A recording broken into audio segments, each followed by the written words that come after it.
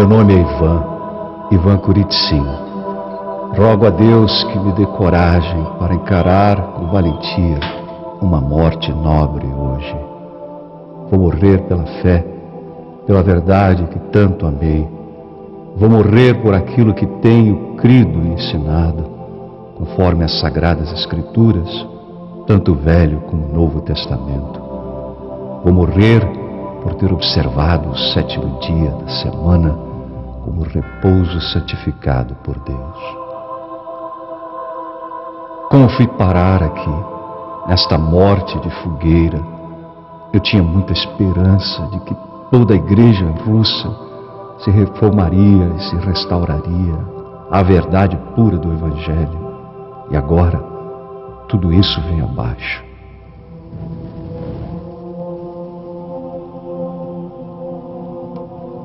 Ivan III não podia estar ausente.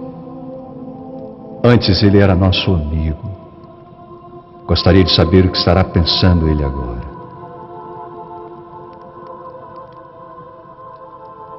E olha só, Helena e Dmitri são subotniks, guardadores do sábado, como eu. A nora do próprio Tsar, o neto dele, o que será deles? Serão queimados também.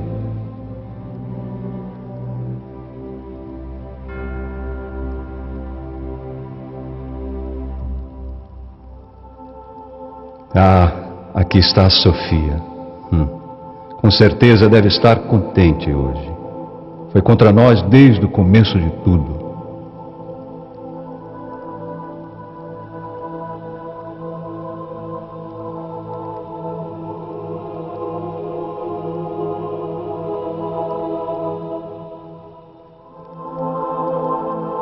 E o tal do Gennady, o arcebispo de Novgorod. Ele vem torcendo por esse dia, esta fogueira. Ele reivindica que nós nos afastamos de Cristo, que viramos judeus.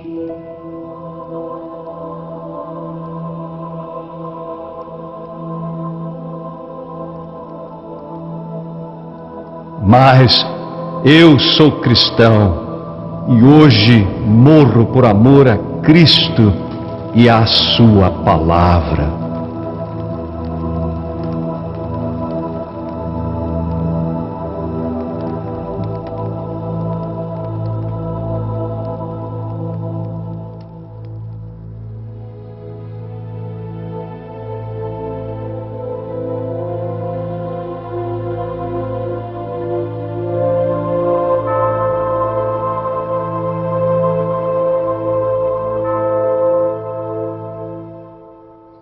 Essas chamas horríveis em Moscou 5 séculos antes marcaram o fim da reforma russa do século XV. Uma reforma que se caracterizou por enfatizar a observância do sábado, o 7º dia, como o santo dia do Senhor. Bem-vindo mais uma vez, eu sou o Fernando Iglesias e é com prazer que apresento a você o 7º programa da série, o 7º dia. O homem na jaula, Ivan Kuritsin, era um importante teólogo russo, líder da manifestação religiosa, conhecida pelos historiadores como Movimento Novgorod-Moscou. O czar Ivan o Grande achou esse movimento já bem estabelecido em Novgorod, quando ele dominou essa cidade-estado em 1480. Descobriu que 2 sacerdotes ortodoxos russos encabeçavam o movimento em Novgorod e os convidou para se mudarem para Moscou. O Dr. Oleg Shigankov explica a razão. A razão por que Ivan levou os 2 sacerdotes mais prominentes, Denis e Alexei, de Novgorod a Moscou, foi por simpatizar ele mesmo com as ideias dos reformadores. Ivan os colocou como sacerdotes de 2 catedrais mais importantes de Moscou, na Rússia: a Catedral de Arkhangelsk e a Catedral de Armênia. Estas catedrais ainda são as mais importantes da Rússia. Mas o czar não era o único que favorecia a reforma. O movimento Novgorod-Moscou tinha alcançado até os níveis mais altos do governo, incluindo os amigos mais íntimos do czar. A trama toda se desenrola como uma novela gótica. Por um lado se encontra Helena Stefanova, a nora enviuvada do czar, que é uma subotnik, isto é, uma guardadora do sábado. Por outro lado temos Sofia, uma princesa grega de nascença, esposa do czar por segundo matrimônio. Ela fora criada sob a influência dos líderes católicos romanos, que esperavam que esse casamento trouxesse os russos para mais perto da Igreja de Roma. Porém, Sofia acabou adotando a religião ortodoxa russa. Então, o czar Ivan acha-se entre a cruz e o punhal, com respeito às duas mulheres que exerciam grande influência sobre ele e sua corte. Ambas se encontravam em lados opostos da controvérsia religiosa. E agora o drama se complica, pois Dmitri, o filho de Helena e neto do czar, é o próximo herdeiro do czar. E Dmitri, com sua mãe, apoia os reformadores guardadores do sábado. Agora, Sofia, você se lembra, a segunda esposa do czar, tinha dado a ele um filho chamado Vassili, e naturalmente queria que seu filho fosse o czar depois de Ivan, e faria tudo para consegui-lo. Sofia tinha um poderoso aliado na pessoa de Gennady, o arcebispo ortodoxo russo de Novgorod. Gennady, personagem zeloso, inimigo fanático dos reformadores guardadores do sábado, conclamou medidas extremas. Ouça o seguinte. Como se lê nas suas cartas dirigidas ao czar russo, Gennady adora os métodos da Inquisição espanhola e insiste que a Igreja Ortodoxa Russa e o Estado russo apliquem esses métodos contra o movimento dos subotniks. Líderes da Igreja Ortodoxa Russa se reuniram no Concílio de Moscou e condenaram os reformadores como hereges. A sentença do concílio detalha as acusações. Alguns de vós blasfemaram contra muitas imagens sagradas, e alguns de vós cortaram as imagens sagradas e as jogaram ao fogo. E todos vós honraram o sábado mais do que o dia da ressurreição de Cristo. Obviamente, o dia da ressurreição foi um domingo, o primeiro dia da semana. O concílio acusou esses reformadores de honrarem o sétimo dia, o sábado, mais do que o primeiro dia, o domingo. Nisso, todos concordaram.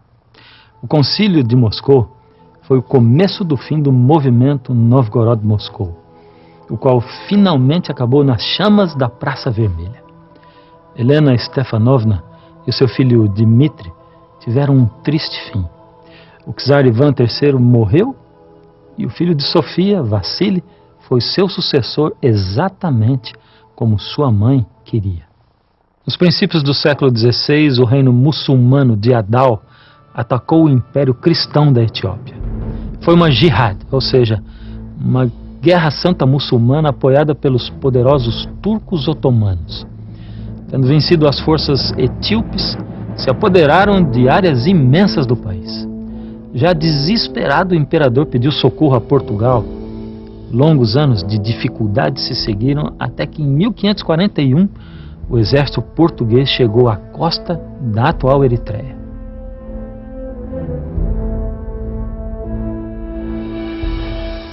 Cristóvão da Gama, filho do famoso navegador Vasco da Gama, comandava uma tropa de 400 mosqueteiros.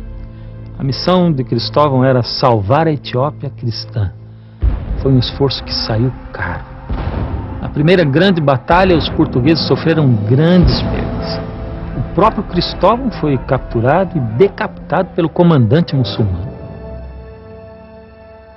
Afortunadamente, com o resto do exército português, o imperador Galádeus derrotou os invasores em 1543, acabando com a ameaça muçulmana. Porém, poucos anos depois, surgiu outra ameaça contra a cristandade etíope, quando certos missionários jesuítas tinham perseguido as tropas portuguesas. Esses jesuítas, enfrentando privações, cativeiro, tortura e morte, se dedicaram a levar a igreja etíope ao aprisco romano. Mas havia grandes diferenças entre a igreja ortodoxa etíope e a igreja católica romana. Entre elas, a observância do repouso do 7º dia pelos etíopes, uma prática que perdurava pelo menos por 1000 anos. Mesmo assim, os missionários jesuítas persistiram. No final, o imperador Sucenios se converteu ao catolicismo e professou sua lealdade ao Papa. Em 1622, ele proclamou que o catolicismo romano era a religião oficial do seu império. O imperador Sucenios fez uma proclamação exigindo que seu povo trabalhasse no sábado, uma profanação do santo dia. Isso foi um grave erro. Tanto o clero como o povo, todos lhe deram as costas. Não aceitaram sua proclamação. Foram somente os nobres e os súditos dele no palácio, os únicos que observavam a fé católica romana. Sucenios viu que suas boas intenções provocaram uma guerra civil, pois houveram milhares de mortos. Do meio desse caos e derramamento de muito sangue surgiu a voz da razão. O príncipe Facíladas falou ao seu pai, dizendo: veja quanta gente já matou, quantas mais irão morrer. Estas pessoas não são pagãs, não são muçulmanas, são a própria gente do Senhor, e alguns deles até mesmo parentes do Senhor. Assim, ele convenceu a Sucenios que este tinha cometido um erro. Então Sucenios proclamou outro edito, dizendo: quando eu aceitei a fé romana, pensei que seria bom para o povo, mas agora vejo que até o ignorante camponês prefere morrer por guardar sua tradição que aceitar a nova fé. Portanto, vou deixar o meu reino ao meu filho Facíladas. De agora em diante, o povo está livre para adorar como quiser. Na sua igreja, na sua comunidade, todos estão livres. Ainda hoje, a observância do repouso do 7º dia, assim como a do domingo, são comuns na Etiópia, a nação com a história mais longa da observância cristã do sábado. Imagine o seguinte: uma manhã você acorda ao som de policiais esmurrando a porta da sua casa. Eles prendem você com algemas, jogam no carro de polícia e levam para a cadeia sem dizer o porquê. Eles confiscam a sua propriedade e tomam toda a economia de uma vida inteira. Você fica por meses numa cela desejando saber por que está ali. De vez em quando, os sentinelas tiram você para ser interrogado pelos detetives, mas é um interrogatório muito estranho. Eles querem que você diga por que foi preso. Eles dizem que tem 7, 8 testemunhas contra você, porém não dizem quem são. Querem que você adivinhe. Algumas vezes o torturam. Você tenta lembrar quem o teria acusado e qual é o crime que você teria cometido. Então você fala alguns nomes esperando acertar. Algumas vezes prometem deixar você sair, mas só se cooperar com eles. No final você inventa coisas e confessa outras que nunca fez, esperando satisfazê-los. Depois de 1 ano ou mais, eles o levam à sala do tribunal junto a outros prisioneiros. O juiz está ali ditando sentenças. Alguns se livram facilmente, outros recebem prisão perpétua e outros pena de morte. E você? O que irá receber? Talvez esse cenário lhe dê uma ideia de como foi se encontrar nas garras da infame Inquisição. Uma maquinação diabólica para identificar e eliminar os dissidentes religiosos.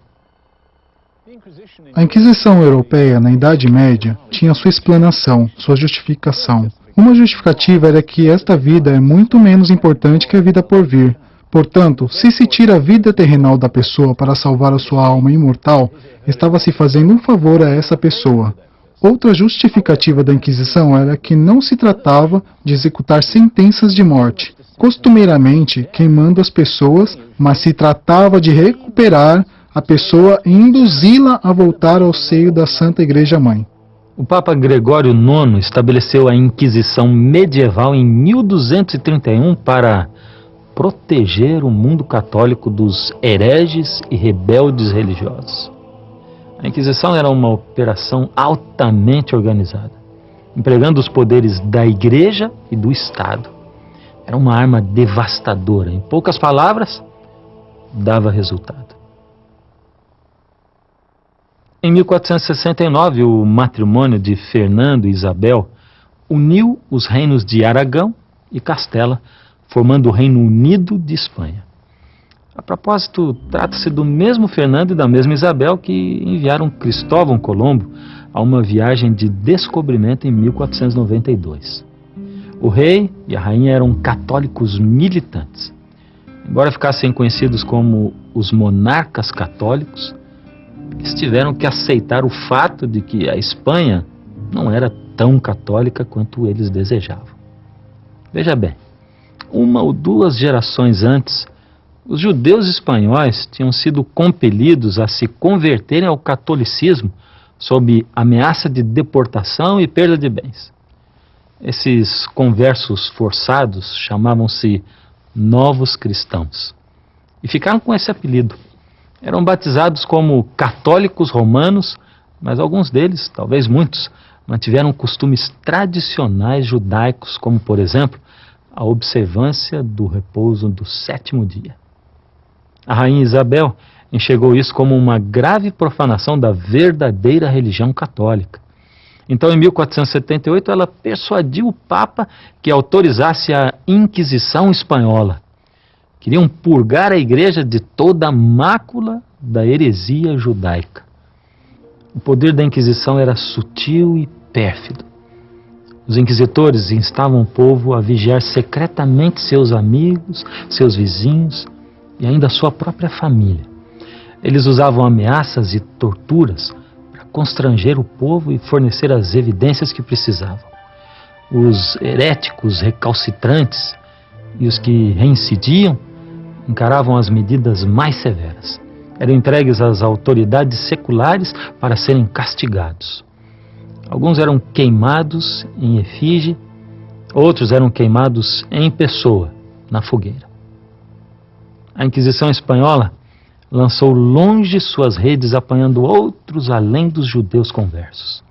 A Igreja Católica Romana incluiu também os ex-muçulmanos.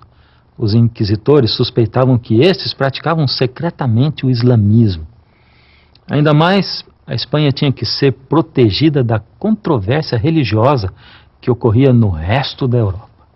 Isso também era negócio da Inquisição. Assim como a Espanha, o vizinho Portugal também precisava de uma solução para o problema dos tais cristãos novos. Ali a Inquisição começou a funcionar em 1536 e só teve fim em 1821. Seus 300 anos de tirania e opressão foram marcados por crueldade e violência indizíveis.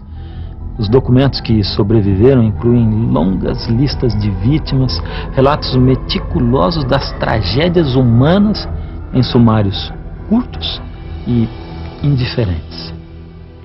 Um dos capítulos mais escuros da Inquisição se escreveu longe de Portugal, no oriente da Índia. Como teria chegado a Inquisição a esse lugar? Eu vou lhe contar. Em fins do século XV, Vasco da Gama navegou ao redor da África pelo sul e chegou à Índia, abrindo rota marítima desde a costa europeia do Atlântico até o Oriente. A monarquia portuguesa prontamente reivindicou a posse de postos estratégicos da Índia. Era um novo mundo de oportunidades. Em tempo, muitos cristãos novos emigraram para lá, esperando achar uma vida nova fora do alcance dos inquisitores. Os conversos, mas propriamente em português os cristãos novos, saíram de Portugal para o Oriente nos anos 30 e 40 do século XVI, mais por motivações religiosas, porque tinham receio de serem perseguidos em Portugal, visto que sabiam que a Inquisição ia ser estabelecida na metrópole. Em 1560, a Inquisição portuguesa chegou à Índia, fazendo de Goa o centro de suas operações. A Inquisição alvejou em especial os cristãos que recusavam-se a trabalhar no sábado, repousando desde o pôr do sol da sexta-feira como se ensina na Bíblia. A maior parte das pessoas acusadas de práticas judaicas eram, de facto, pessoas que tinham uma origem judaica, mais ou menos distante.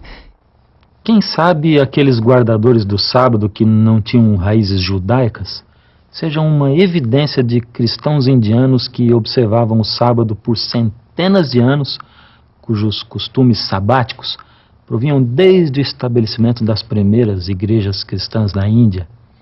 Essa gente local não era católica, nem se poderiam chamar de cristãos novos. Porém, isso não os protegeu contra o alcance da Inquisição em Goa.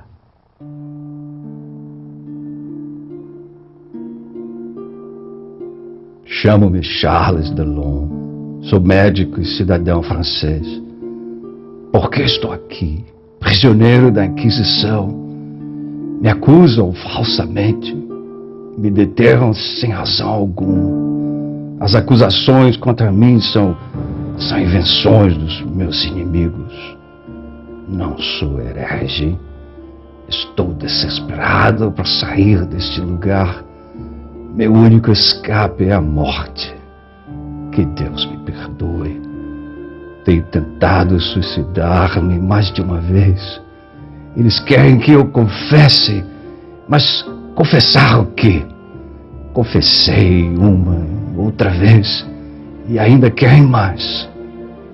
Menos mal que não sou um dos cristãos novos a quem eles realmente perseguem. Mesmo assim, estou sem sorte de todos modos, porque estou preso aqui, igual a eles, e meu fim é tão incerto como o deles. Conhecemos esse caso de Charles Delon porque ele escreveu sobre isso detalhadamente mais tarde. Acusado de ofensas tolas, ele foi detido por 2 longos anos antes do seu julgamento. Os juízes o baniram da Índia e o sentenciaram a 5 anos de trabalho forçado nos estaleiros de Lisboa. Ele teve mais sorte que muitos. Seus amigos da França intervieram em favor dele e ele foi posto em liberdade antes do prazo. Em 1677, ele voltou à França, onde escreveu sobre o seu pesadelo como vítima da Inquisição. No seu relato, ele diz que a maioria dos martirizados em chamas sob acusação de judaizar não eram judeus, senão cristãos que observavam o sábado.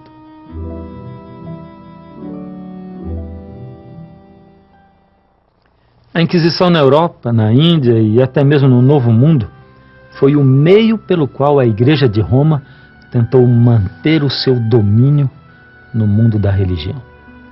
A oposição à autoridade católica romana, encabeçada por Martinho Lutero e outros reformadores protestantes, ameaçou minar a posição católica romana como a Igreja Universal. Voltaremos com mais sobre a Reforma Protestante no 8º programa da série O Sétimo Dia.